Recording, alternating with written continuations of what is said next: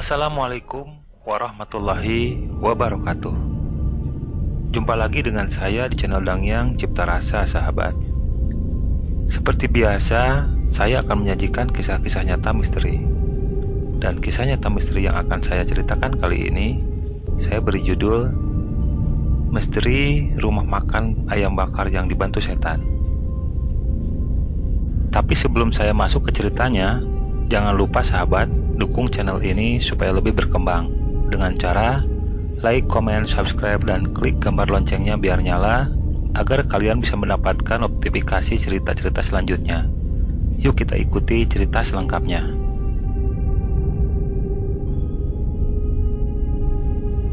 Pagi itu, mentari begitu hangat menyapa bumi. Nita 20 tahun begitu semangat membereskan baju-bajunya, lalu dia masukkan ke dalam tas besar. Nita hari itu mau berangkat ke Jakarta. Dia diajak bekerja di sebuah warung makan di Jakarta oleh salah satu temannya yang bernama Dian. Dian telah lebih dahulu bekerja di sana. Karena jualan laku, bosnya menyuruh Dian mencari orang untuk bekerja di tempatnya. Dan setelah Dian menelepon Nita, Nita pun menyanggupi untuk ikut kerja di sana. Jam 10 pagi Nita berangkat menggunakan bis ke Jakarta. Sore harinya, Nita baru sampai di tempat kontrakan Dian yang tidak jauh dari rumah makan tempat Dian bekerja. "Nit, kamu istirahat saja dulu ya, aku mau balik kerja lagi. Itu kalau kamu mau makan, saya sudah siapkan di atas meja makan," ujar Dian sambil kemudian beranjak pergi kembali ke tempat kerjanya. Selepas Dian pergi, Nita kemudian mandi dan ganti baju. Selesai mandi karena sudah lapar, Nita pun makan makanan yang sudah disediakan Dian di kontrakannya.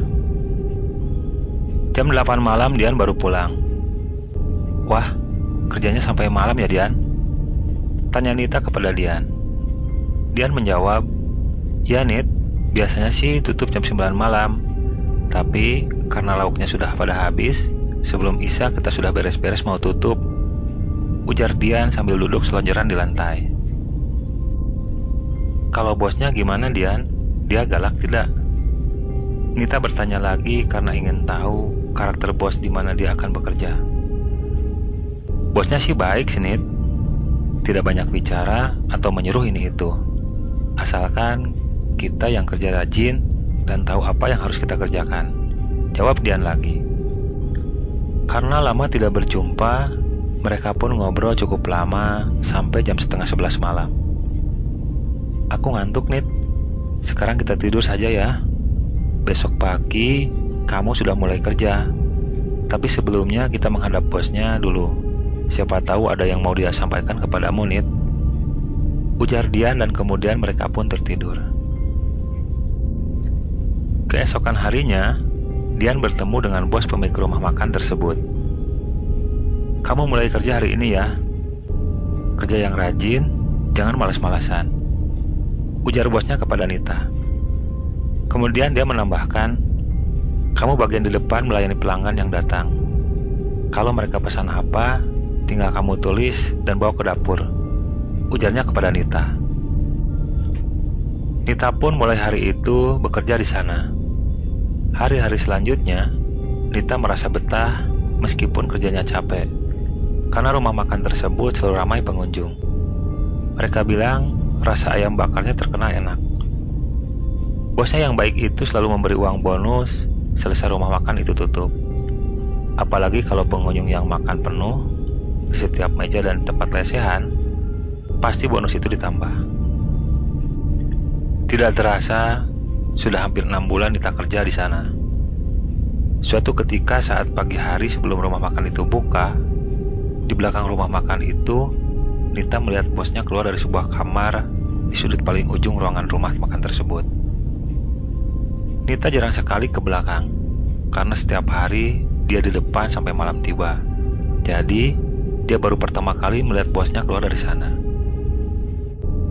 Kamar itu terlihat dikunci oleh bosnya. Sebelum pintu itu ditutup, terlihat sekilas ada beberapa buah lilin di dalam yang menerangi gelapnya ruangan kamar tersebut. Bosnya keluar dari kamar itu membawa sebuah nampan dari anyaman bambu berisi bunga-bunga yang sudah layu. kemudian dibuang ke tempat sampah. Ketika sedang asik mengamati kamar itu, tiba-tiba dari belakang ada yang menepuk pundaknya. "Sedang apa kamu di sini, Nak? Tempat kerjamu kan di depan," ujar orang yang menepuk pundak Nita, yang ternyata adalah Pak Seno, tukang bersih-bersih di lingkungan rumah makan tersebut. Dengan mata menatap tajam penuh curiga kepada Nita, Nita pun kaget dan tidak bisa berkata apa-apa selain berjalan pergi meninggalkan Pak Seno. Ada rasa penasaran yang terus terpikir oleh Nita dengan apa yang dilihatnya tadi pagi. Dan sepulang kerja, dia bertanya kepada Dian sambil tiduran di atas kasur. "Dian, kamu sudah berapa lama sih kerja di sini?" tanya Nita kepada Dian. "Aku sudah setahun nih kerja di sini. Emangnya kenapa?" ujar Dian balik bertanya. "Kamu pernah lihat nggak?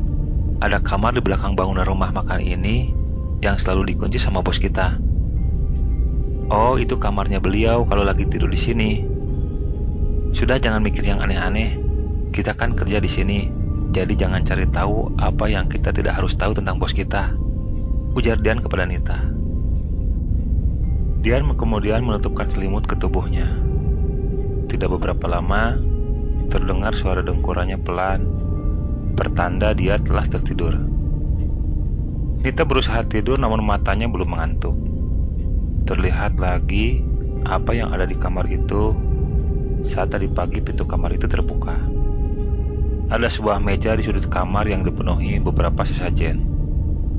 Di meja itu terlihat ada ayam bekakak, kelapa hijau, rokok, kopi 1 gelas, dan bunga 7 rupa. Yang tadi sempat terlihat bunga yang lainnya sempat dibuang oleh bosnya diganti dengan yang baru. Juga ada beberapa lilin dan dupa menyala di kamar itu. Itu bukan kamar biasa, itu kamar khusus buat mengundang makhluk halus, pikir Nita saat itu. Karena Nita pernah melihat sesajen seperti itu di rumah tetangganya di kampung saat tetangganya sedang hajatan. Biasanya yang punya hajatan menyimpan sesajen itu di kamar belakang atau di ruangan khusus untuk dipersembahkan kepada karuhun. Nita pun akhirnya tertidur. Besok harinya, seperti biasa, Nita dan Dian berangkat kerja di rumah makan tersebut. Pada siang harinya, Nita bertemu seorang temannya dari kampung yang sudah lama tinggal di Jakarta. Dan ternyata, teman dan keluarganya merupakan salah satu langganan di rumah makan tersebut. "Nit, sejak kapan kamu kerja di sini?" tanyanya kepada Nita. "Sudah 6 bulan. Kamu sering makan di sini?" ujar Nita balik bertanya kepada temannya. "Lumayan sih, tapi nggak sering, karena di sini ada yang aneh. Kalau aku dan keluargaku pengen makan di sini, ya harus selalu makan di sini. Karena kalau dibungkus buat dimakan di rumah, rasanya jadi hambar, tidak enak."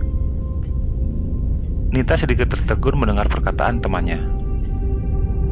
Bukan sekali saja Nita mendengar ucapan seperti itu dari pelanggan rumah makan tersebut, termasuk dari temannya tadi. Bahkan ada sebuah keluarga yang sedang menikmati makanan di warung makan tersebut. Anaknya yang berumur 7 tahun ketakutan sambil berkata bahwa ada kakak perempuan berambut panjang berwajah seram sedang berdiri di dekat meja tempat daging ayam mentah yang akan dimasak, dan perempuan itu liurnya menetes ke daging ayam yang akan dimasak dan disajikan ke pembeli. Suatu malam saat warung makan itu mau tutup, Nita pergi ke belakang rumah makan tersebut hendak membuang sampah. Ketika hendak melewati kamar yang selalu menarik perhatiannya, Nita menyelinap di balik tembok. Dia melihat pintu kamar itu sedikit terbuka. Lalu Nita mendekati pelan-pelan pintu kamar tersebut. Terlihat olehnya di dalam kamar yang temaram karena hanya diterangi dua lilin itu, terlihat ada seorang perempuan sedang berdiri di pinggir meja yang di atasnya terdapat sesajen. Awalnya Nita tidak jelas melihat wajahnya karena sedikit gelap. Namun setelah dilihat secara seksama, wajah perempuan itu sangat mengerikan karena seperti bekas terbakar, dan terlihat kaki wanita itu tidak menapak ke lantai. Wanita tersebut menoleh ke arah Nita yang mengintip dari celah pintu sambil tangannya menunjuk ke arahnya. Nita kaget karena ketahuan mengintip oleh makhluk tersebut. Lalu dia segera berlari meninggalkan kamar itu. Dia mengajak Dian pulang ke kontrakannya. Nita sadar bahwa warung makan tempat dia bekerja memakai makhluk halus untuk pengarisan. Pantas saja pembeli di sana tidak pernah sepi. Selalu penuh, bahkan orang larang mengantri untuk makan di sana. Semenjak Nita melihat makhluk itu di kamar belakang, Nita sering sakit-sakitan. Dan akhirnya dibawa pulang oleh orang tuanya.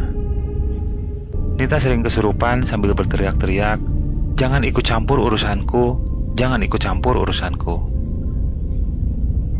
Beberapa minggu kemudian, keluarga Nita mendapat telepon dari Dian bahwa Dian pun ikut keluar, tidak lagi bekerja di rumah makan tersebut.